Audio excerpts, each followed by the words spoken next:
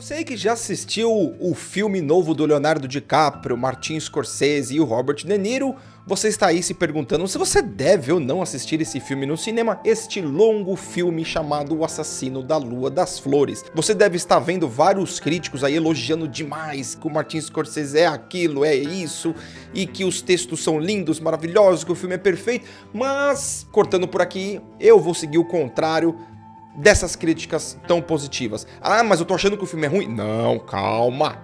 Não tô achando que o filme é ruim. Mas eu também não tô achando...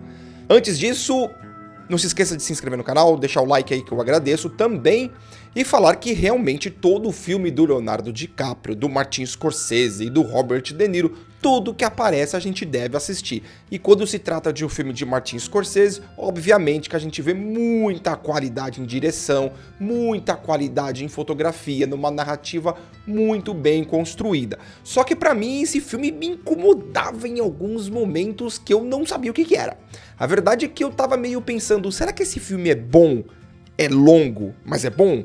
Ou será que esse filme é longo, é bom, mas é longo? O tempo de 3 horas e meia faz muita, sim, diferença para se analisar um filme como esse. Não é porque é o Martin Scorsese, é porque, para lá, e outras coisas e mais, que a gente deve fechar os olhos para isso. Hoje, um filme para te prender de 3 horas, ele tem que ser no nível que o próprio Martin Scorsese fez, que foi o Lobo de Wall Street. O filme tem que ser muito dinâmico, muito engraçado, com cenas marcantes. Esse filme tem isso? Não. É uma grande experiência assistir o Martin Scorsese no cinema? Claro que é. Daqui a 15 anos. Porque daqui a 15 anos nós vamos pensar, pô, depois de tanto filme ruim que nós estamos vendo aí pela frente, que tá aparecendo com esse excesso de CGI, eu lembro que lá em 2023, quando eu era jovem, né, quando eu tinha cabelo, eu tava todo em forma, eu fui assistir um filme do Martin Scorsese com o Leonardo DiCaprio e o Robert De Niro no cinema, né, e um filme longo de 3 horas e meia, porque é um filme que dificilmente você vai assistir por 2 vezes. O filme é muito longo, o filme é puro drama e faz com que a coisa se torne muito mais difícil de se levar pro lado do entretenimento, né? O que mais me incomodava nesse filme do Assassinos da Lua das Flores? A questão é a seguinte, quem é o protagonista do filme? Vai, tô te dando uma dica pra você saber quem é. É a Lily Gladstone, que, incrível que pareça, está estupenda neste filme. Ela é grande destaque ao lado do Leonardo DiCaprio, que realmente também, ele sempre foi muito foda tudo que ele faz, mas a Lily Gladstone pra mim é o que mais surpreende, porque ao lado de Leonardo DiCaprio, quando eu tava lá deitando no filme, você via que a Lily Gladstone conseguia chamar atenção pra ela. Então, esse centro focal do filme, que conta a história da sua família, dos herdeiros, do dinheiro, daquelas investigações de assassinato que estava acontecendo lá nos anos 20, o grande centro desse filme é a Lily Gladstone, com essa personagem que é a Molly. Só que o que me incomodava nessa narrativa inteira desse filme? Porque nós temos ali os estabelecidos muito bem os propósitos de cada personagem, né? Uma coisa que ficou muito simples para isso acontecer. O relacionamento amoroso entre o personagem do Leonardo DiCaprio com a da Lily Gladstone, isso estava se construindo muito bem, uma história de amor, uma história de interesses pessoais, uma história de envolvimentos que poderiam se tornar bem perigosos para protagonista, para o grande centro do filme, que seria a personagem da Molly. Só que a história é contada no ponto de vista somente dos americanos brancos, lá o tio dele interpretado pelo Robert De Niro. E em nenhum momento eu tive a sensação de saber o que estava passando pela cabeça da protagonista.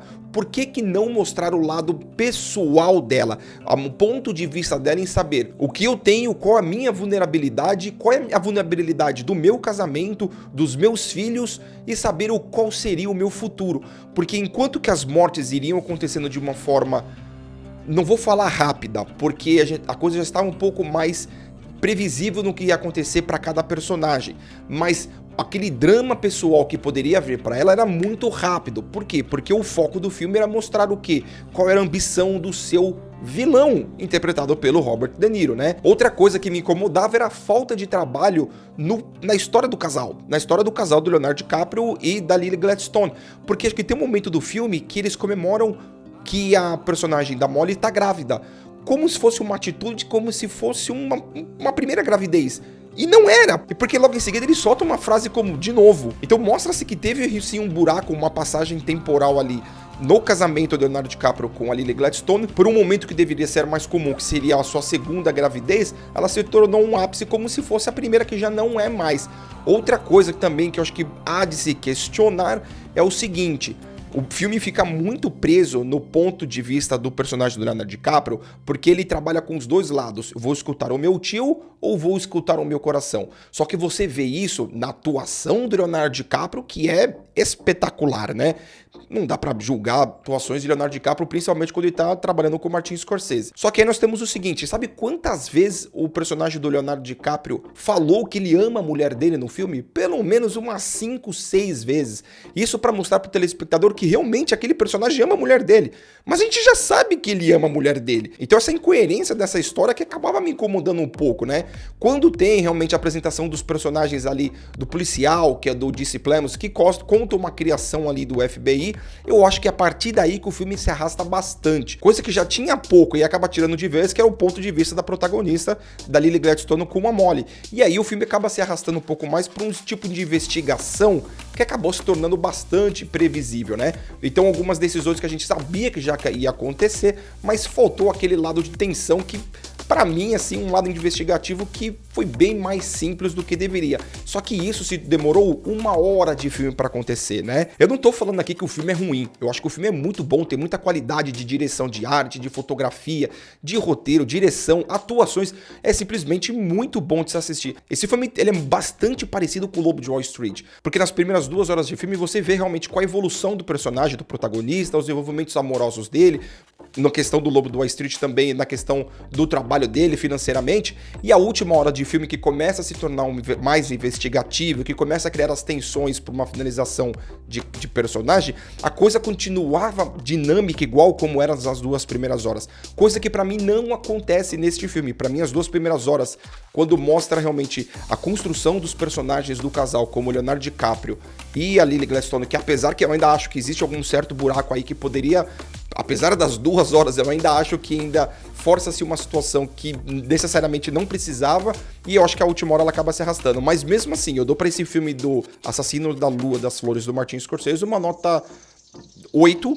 Pra mim esse filme ele é muito bom, ele é longo, mas ele é bom. Então vou ser bonzinho nesse papo de que o filme é bom. Ele vale a pena assistir, talvez ele se torne um clássico daqui uns 15, 20 anos, porque é tanta coisa ruim no cinema que um filme com Martin Scorsese, assim, nessa nível de qualidade de direção, o filme realmente vai se tornar um outro diferencial. E com certeza esse filme tá lá para grandes premiações pro final do ano, né? A gente já sabe que esse filme... É que são tantos poucos bons filmes em 2023 que a gente vê que um filme desse vai se destacar, assim, absurdamente na frente. Eu tenho as minhas ressalvas também com o do Oppenheimer, que eu acho que também a última hora também se arrasta bastante, mas são 2 diretores, assim, bem visionários, com, assim, não dá nem pra discutir a capacidade deles. É por isso que eles realmente entram em destaque num filme como esse. Mas não é o melhor filme de nenhum desses 2 diretores. Como o Oppenheimer não é o melhor filme do Christopher Nolan, como o Assassino da Lua das Flores também não é o melhor filme do Martin Scorsese. Mas são 2 que vale a pena de assistir. Beleza, galera? Não se esqueça de se inscrever no canal, tamo junto e é nóis e um abraço, hein?